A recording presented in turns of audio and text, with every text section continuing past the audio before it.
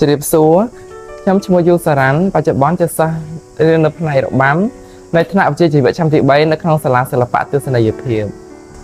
ជាការប្រតិបត្តិដោយសារតែខ្ញុំស្រឡាញ់របាំហើយជាជំនាញមួយដែលយើងពិបាករកសាលារៀននៅក្នុងខេត្តបាត់ដំបងអញ្ចឹងខ្ញុំបានសម្រេចចិត្តរៀននៅទីនេះតាមរយៈខ្ញុំស្គាល់បងប្អូនជំនាន់មួយរបស់ខ្ញុំហើយគាត់បានណែនាំឲ្យខ្ញុំមករៀននៅទីនេះខ្ញុំស្រឡាញ់ខាងរាំហើយជាចំណងចំណុចទឹកមួយដែលខ្ញុំស្រឡាញ់តាំងពីក្មេងខ្ញុំតែងតែស្ដាប់ភ្លេងហើយខ្ញុំតែងតែលើកដៃរាំហើយខ្ញុំតែងតែមានក្តីប្រាថ្នាមួយថានៅពេលដែល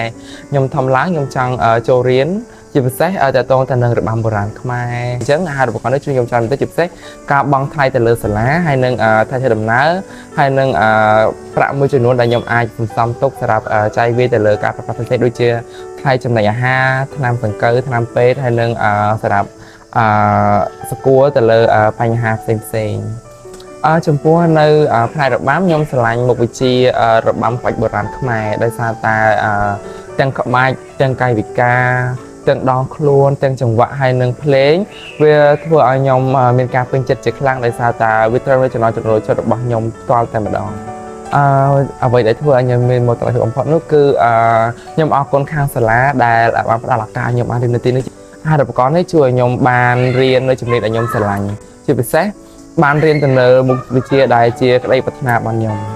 ក្នុងទៅថ្ងៃអនាគតក្រោយពេលដែលខ្ញុំបានរៀនជំនាញរបាំរបស់ខ្ញុំវាធ្វើឲ្យខ្ញុំមើលឃើញថាខ្ញុំចង់ក្លាយទៅជាអ្នករបាំអាជីពម្នាក់ដែលអាចរាំបានទាំងក្នុងទម្រង់របាំខ្មែរហើយនិងទម្រង់របាំសហសម័យដែលជារបាំមួយដែលមានការពេញនិយមមែនទែននៅពេលបច្ចុប្បន្នហើយខ្ញុំនឹងអភិវឌ្ឍខ្លួនទៅកើតទៅជាអ្នករបាំអាជីពនៅពេលអនាគតចំពោះទៅថ្ងៃមុខហ្នឹងតើតើទៅនឹងចំណុចរបស់ខ្ញុំអាចផ្សព្វផ្សាយអំពីរបាំខ្មែរនៅតាមប្រាសាទឬនៅតាមតំបន់ទេសចរផ្សេងៗដែលនៅខេត្តបាត់ដំបងយើងមានអញ្ចឹងអានេះជាចំណែកមួយដែលជួយលើកកម្ពស់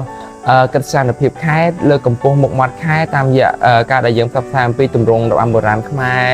តាមរយៈទម្រង់សិល្បៈផ្សេងៗដែលយើងមានអញ្ចឹងការដែលចូលរួមជួយគ្នាផ្សព្វផ្សាយទៅលើផ្នែកទេសចរខ្ញុំជឿជាក់ថាខ្ញុំអាចប្រើប្រាស់ចំណុចរបស់ខ្ញុំនឹងផ្សព្វផ្សាយបានតាមរយៈការផុសនៅលើ social media ការចូលរួមថតវីដេអូផ្សេងៗជាមួយនៅខាងសាលាដើម្បីទាក់ទាញការចូលរួមទស្សនាពីភាពទេសចរផ្សេងៗអញ្ចឹងខ្ញុំសូមអរគុណចំពោះម្ចាស់ជំនួយដែលបានឧបត្ថម្ភប្រចាំខែប្រចាំឆ្នាំចំពោះខ្ញុំហើយនិងមិត្តភក្តិបងខ្ញុំផ្សេងទៀតដែលបានទទួលឱកាសអាហារូបករណ៍នេះពីព្រោះវាជាកញ្ចប់ថវិកាមួយដែលបានជួយជ្រោមជ្រែងយ៉ាងធំចំពោះសិស្សដែលមកពីសហគមន៍ក្រីក្រនិងអ្នកដែលគាត់មានឱកាសរៀនសូត្រតិចតួចអញ្ចឹងគឺមានជាកត្តារួមចំណែកមួយជួយដល់ពួកគាត់បានច្រើនមែនទែនអរគុណ